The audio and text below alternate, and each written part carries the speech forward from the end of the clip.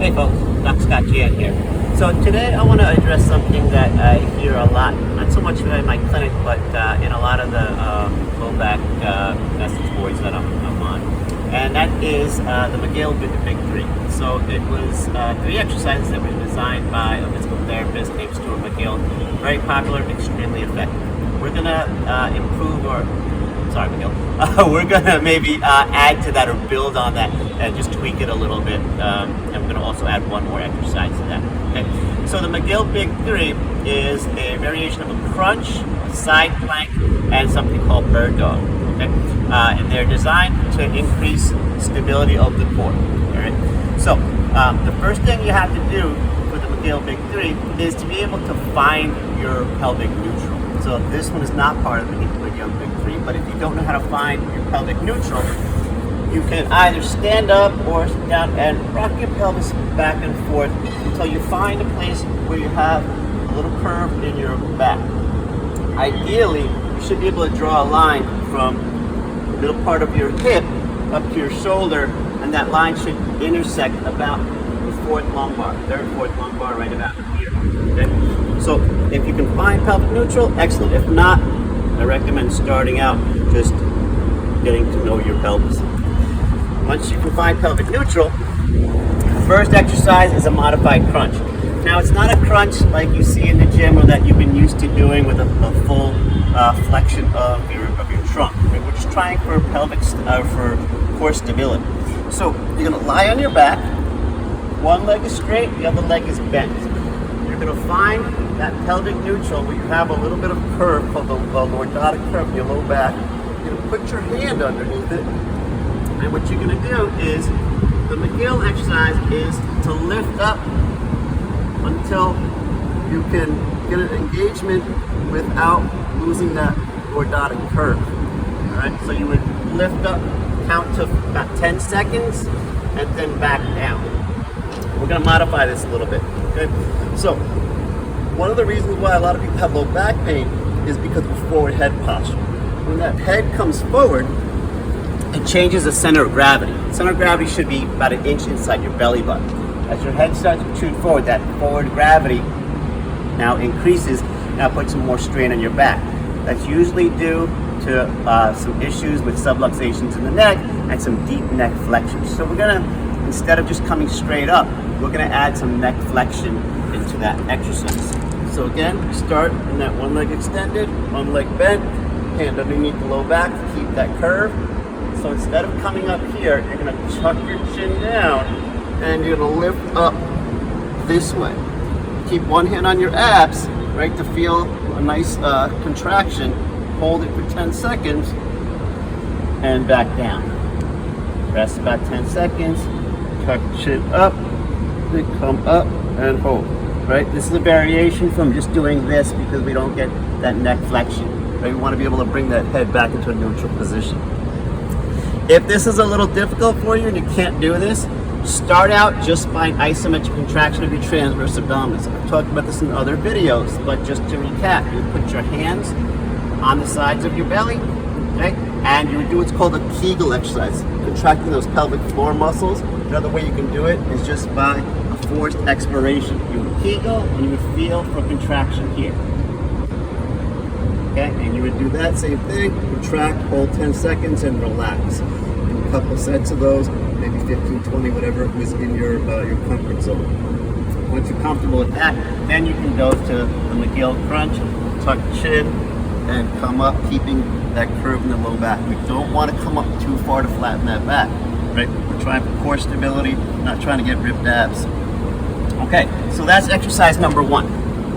Exercise number 2 in the McGill Big Three is a side plank. That side plank is designed to work the obliques, which external obliques run this way, internal obliques run that way, and also a muscle called your quadratus forearm, which is right here. So to do that, you're going to keep your knees bent, arm at your side, and you're going to just lift up. And again, it's an isometric contraction, keeping the core nice and stable. Hold this for 10 seconds. Arm is typically on the opposite shoulder. Okay? Hold for 10 seconds.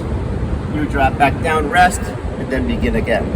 Now we can have variations of this exercise as well, right? Because remember, our center of gravity, that's what our core does, it holds us here. If we move our arm out like this, it changes center of gravity, right? If we move our arm in different positions, now we have a dynamic exercise, and the abdominals have to work to try and stabilize as a shifting weight is happening, okay? You can also rock your pelvis a little bit back, a little forward. Make sure to keep the body in proper alignment when you're doing it, right? We don't want to collapse the body. We want to keep it nice and stable. Rock a little forward. It's going to put strain on the activity. From here, a progression would be straight leg. Same thing. Leg straight, one leg in front of the other. Right? The bigger, the wider the base is, the easier it is. Here, it's a little harder. Here's a little easier. Come up this, same thing. Arm on the shoulder, and hold it here for 10 seconds. Again, you can do the rocking. Arm can change different positions. Do both sides, right? Come up, hold 10 seconds, back down. Do 10, 20 repetitions, 10 seconds, isometric contraction. So that was the second one. Now the third one is called bird dog. Bird dog, start on all fours. You like this? Okay. You're gonna extend one leg and extend the opposite arm. So keeping the core stable, making sure it doesn't drop or pop up. Big problem we see, people throwing their leg up and they get a hyperextension in their low back. So instead of bringing the leg up, think of kicking something behind you, okay? So we'll extend straight out, hold 10 seconds, back down.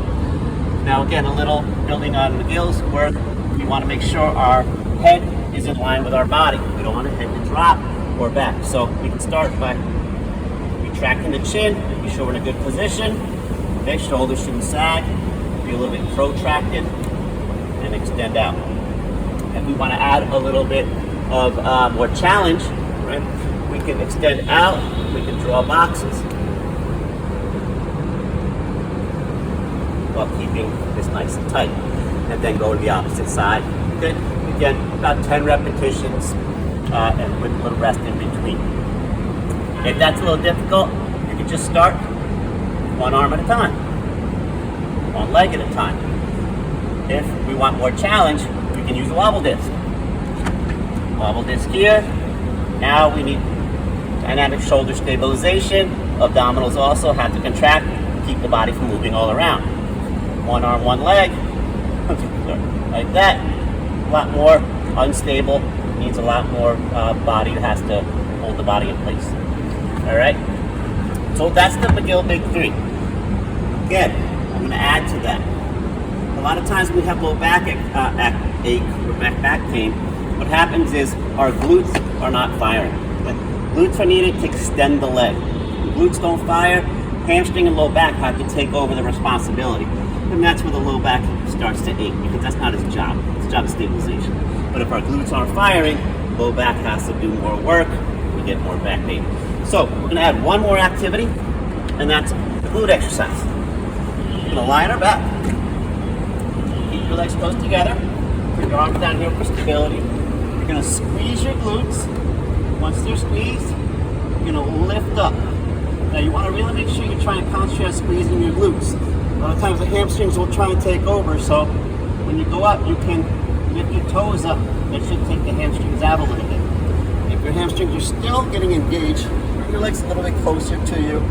Lift up, really squeeze those glutes. Hold it for 10 seconds and drop back down. It will take a little bit of time before you can get the glute engagement.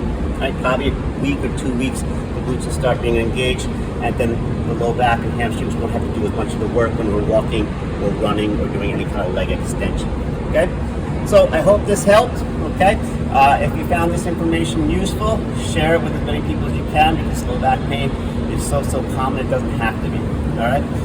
Follow me for more tips at DocScottJahn on all platforms, whether it's Pinterest, YouTube, Facebook, Instagram, all same thing, DocScottJahn. All right?